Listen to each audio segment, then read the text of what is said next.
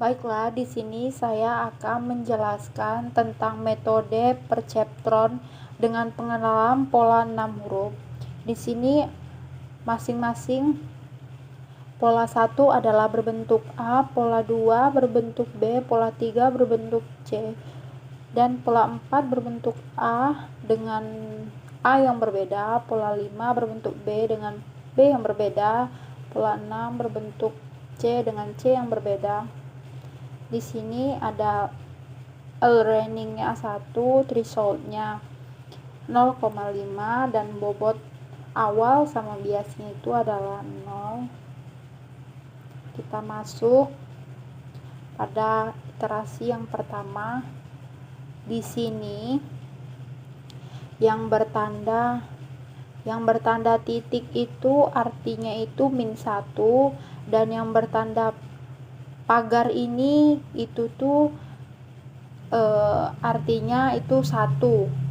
Nah, jika titik itu -1 dan jika pagar itu 1. Kita masukkan di sini. Ini yang pertama di sini. Yang pertama di sini adalah pola 1 ya, teman-teman. Kita masukkan seperti ini berjejernya 1 2 3 4 5. Ini adalah 7 kali 9 ya. 7 kali 9 63 ya. Di sini kita masukkan di sini -1 -1 1 1 -1 -1 begitu juga seterusnya sampai pada pola ke-6. Nah, pola ke-6 sampai x 63. Di sini biasnya 1, targetnya ini ya, teman-teman. Nah, kita masukkan yang pertama, bobot awalnya itu semuanya adalah 0. Seperti tadi yang saya katakan, bobot awalnya itu semuanya 0. Nah, di sini rumusnya ini ya, teman-teman. Bisa dilihat ini rumusnya. Nah, yang Y1 itu dapat rumusnya dari sini ya, teman-teman. Nah, jika kita lanjutkan ini mencari W1 barunya ini menggunakan rumus ini ya, teman-teman. Selanjutnya ini sampai pada W63 sama B itu menggunakan rumus yang ini yang baru ya. Kita masuk, dikarenakan Y1 nya ini tidak sama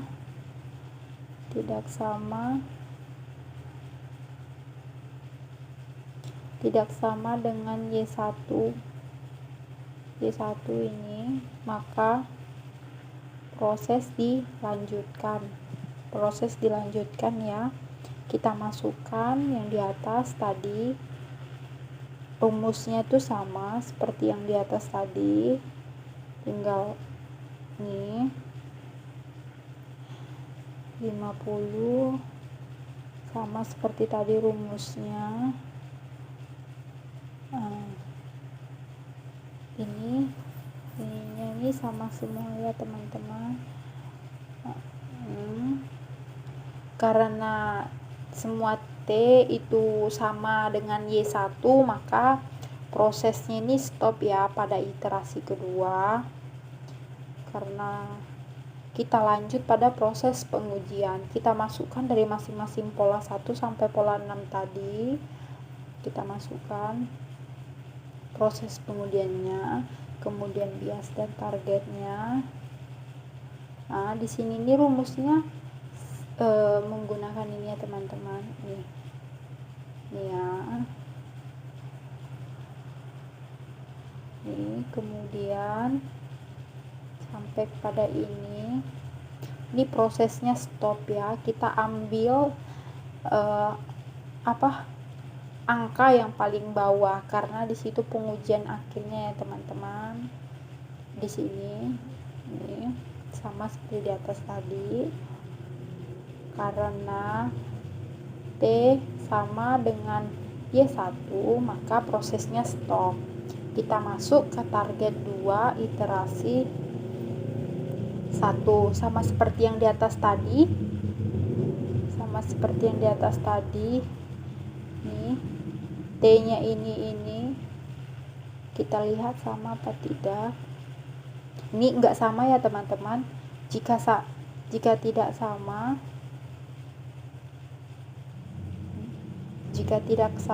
maka proses akan dilanjutkan ke iterasi kedua.